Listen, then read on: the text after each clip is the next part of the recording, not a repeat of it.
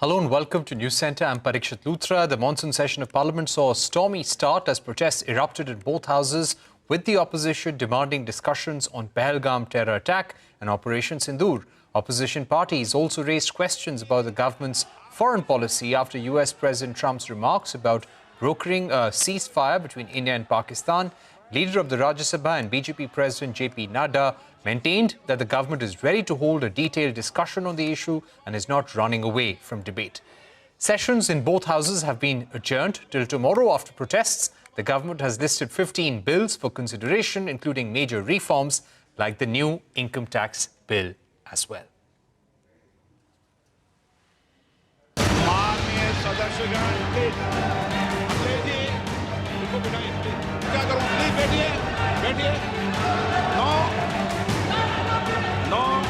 ये तरीका उचित नहीं है।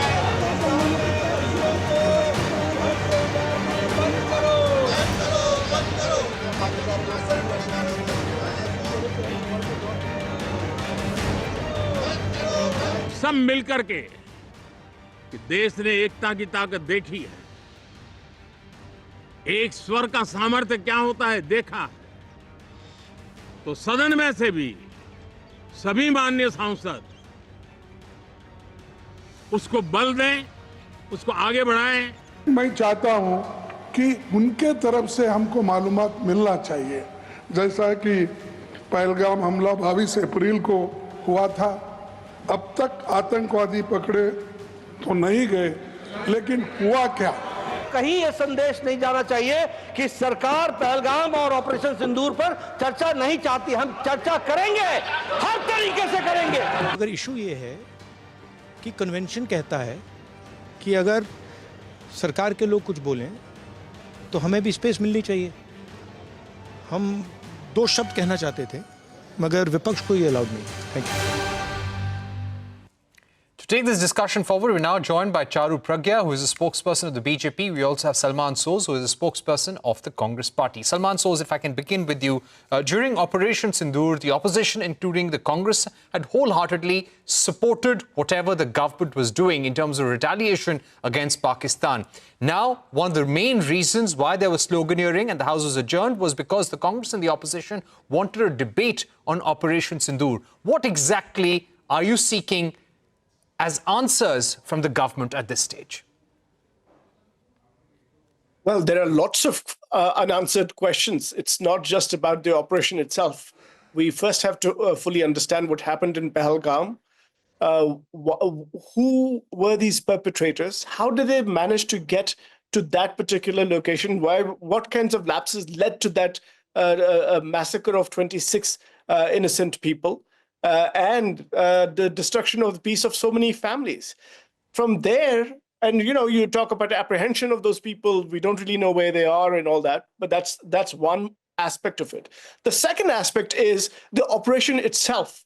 There have been many revelations now since the operation started about how, because of what the government strategy was, the Pakistani establishment seemed to know everything that we were going to be doing. And because of that, we may have suffered some losses in the initial days. Now, those losses should not have, if those losses were suffered by our side, those should not have happened. And if that happened because of a political decision, then we need answers for that too. So that's the other aspect of it. Then there's this foreign policy aspect of this. And the foreign policy aspect of this has become very, very pertinent. How does the US president claim that he brokered something between 2 nuclear powers? They're both great nuclear powers. He says there's no condemnation of Pakistan. There's no Security Council resolution condemning Pakistan or condemning terrorist activity sponsored by Pakistan. So that is the other aspect of it, that the US government has basically taken it upon itself to manage our affairs. Okay. How can that be? So, Salman, I'm going to just break this down. I'm going to break this down. I'm going to return to you. But let me also bring in Charu Pragya to answer the first question. At the time of Operation Sindoor and after that, Charu, Pragya, there was support from the Congress party, but now the time has come to answer those critical questions in Parliament. First, why were there security lapses that led to the Pahalgam terror attack? And where have those terrorists actually gone? Yes, we've taken action against Pakistan, but what about the actual perpetrators? What will be the government's reply? Parikshit, good evening, and good evening to my fellow panelists and all our viewers today. It's unfortunate that our parliament session yet again has begun with a ruckus instead of a debate. We were waiting for a very constructive discussion. Even the citizens of this country want to know exactly all the details about what happened in Pahalgam, also Operation Sindoor. And the government is ready to discuss this. The government wants to discuss this. Yet what do we see? We see an opposition coming in prepared to cause disruption. No discussion. Only disruption. If the government wants to speak, you want to stall that. If the government says, yes, we will speak on every single agenda listed by you, they want to give a timetable.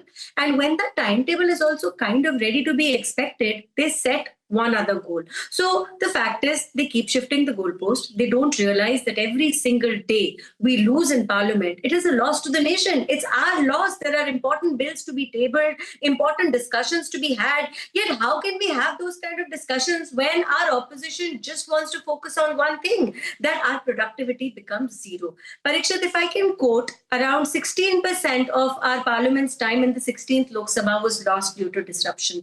This figure rose to 35% in the 17th Lok Sabha, 35%. And we've seen visuals never seen before. We've seen marshals manhandled into hospital. That is the extent to which the opposition has gone. You can't keep shifting the goalpost. When the government wants to discuss something, why don't you just sit down, open your ears and your minds, more importantly, and listen to that discussion? You will have ample chance to respond. Today, even before the House gets into order, even before the day begins, the disruptions begin. Tell me, who is going to believe that this is not orchestrated? This is not spontaneous. You walk in with placards, you don't want to discuss policy. You have reduced our Parliament and its time to a joke, and the joke is on you. Okay. All right.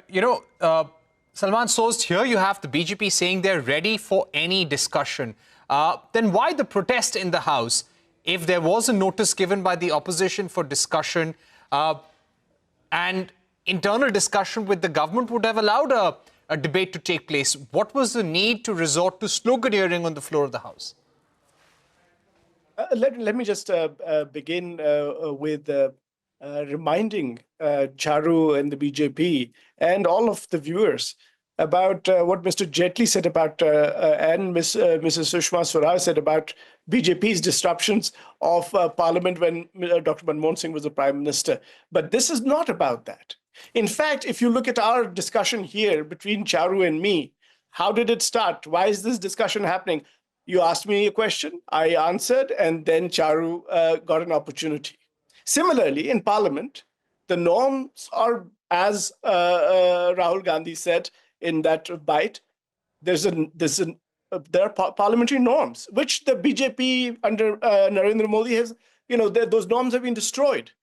The defense minister makes a remark, makes a statement, and the leader of the opposition says, okay, can I say something? No, but you cannot say something because you're Rahul Gandhi. You're leader of the opposition. Opposition does not matter. Why is it that the speaker consistently acts as if he's an agent of the BJP? What is the difficulty in the leader of the opposition? Because the leader of the opposition represents 240 seats. Right. You're not giving the leader of the opposition not even one sentence. Is that fair? Or do our Salman Soz, yes, the Congress has the right as the opposition party to protest in the House, lodge a protest with the government, and I think the BJP spokesperson has alluded to what the government's reply to the opposition's sloganeering would be. One question that I'd like to ask you about Justice Yashwant Verma. At this stage, do you feel this is an issue that can be taken up by the Parliament at the earliest? There is enough consensus on the motion for impeachment, both in the opposition and across opposition ranks, actually?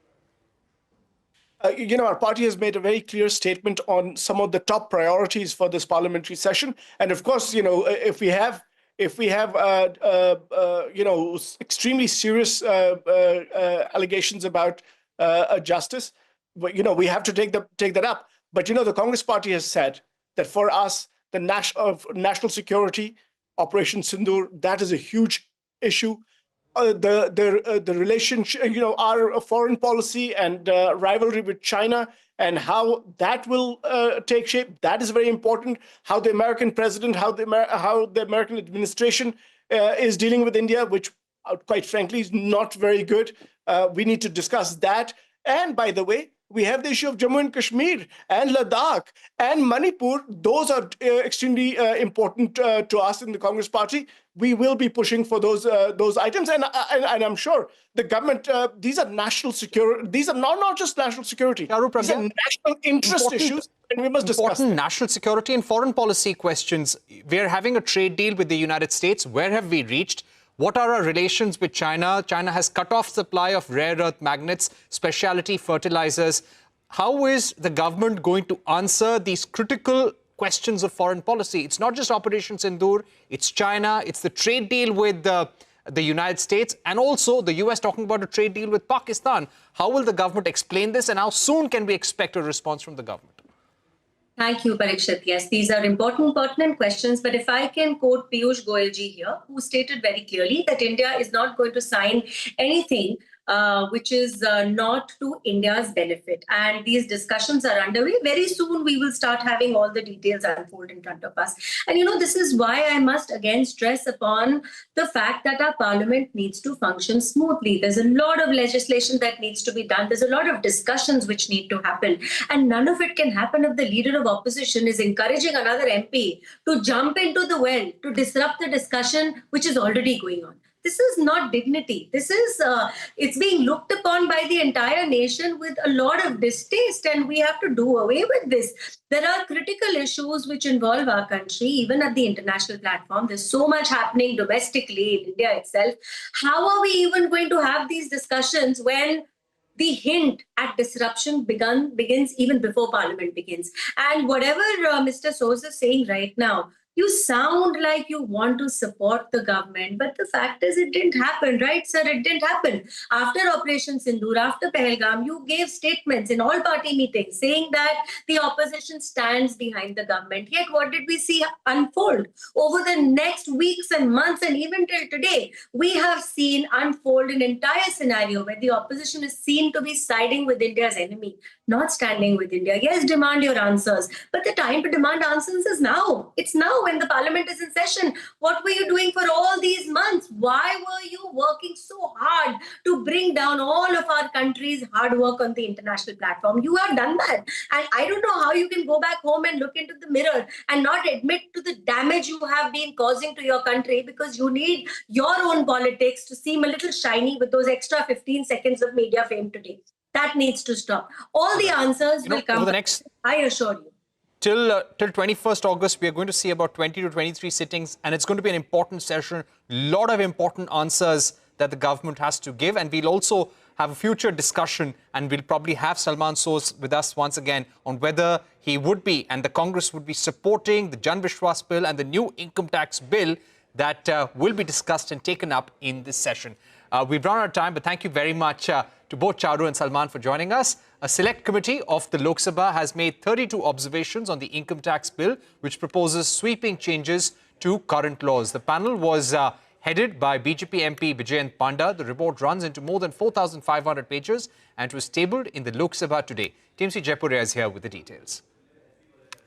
The Select Committee of Lok Sabha makes 32 observations on Income Tax Bill 2025. The Select Panel's observations pitch for clarity, realigning definitions to avoid confusions. It calls for corrections to drafting errors and ambiguous wordings. For example, the Select Panel's observation includes aligning the definition of capital assets with recent amendments in Finance Act 2025. It says that the capital asset definition must reflect legal landscape for treatment of sections held by FIIs, investment funds. Further, for infrastructure capital companies, the panel noted that the definition is unnecessarily complex and amendments should be made to directly incorporate the full definition of infrastructure facility. The panel also proposes clarity on deduction computation on income from house property to enhance fairness and transparency. On income from house property, it says that the law should explicitly state standard 30% deduction to be computed on annual value after deducting municipal taxes,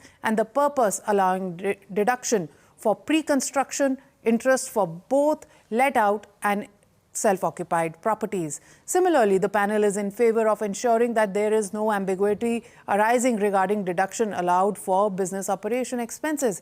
There should be a specifically clarity that should be present which says that expenses are disallowed and where expenses are allowed. It also suggested that the government should consider redrafting the section on expenditure on scientific research, basically to clarify that an approval of scientific research should be required from which specified authority to claim this deduction, and a lot more. Now to be seen is how soon there is more clarity and a fewer headaches when it comes to a fairer tax code being presented, which will come into effect from 1st April of next year. The ball is now in Parliament's court, and how soon the government gets back with these changes, something that we'll have to wait and watch for. Time for a short break, but don't go anywhere. News and updates continue on the other side.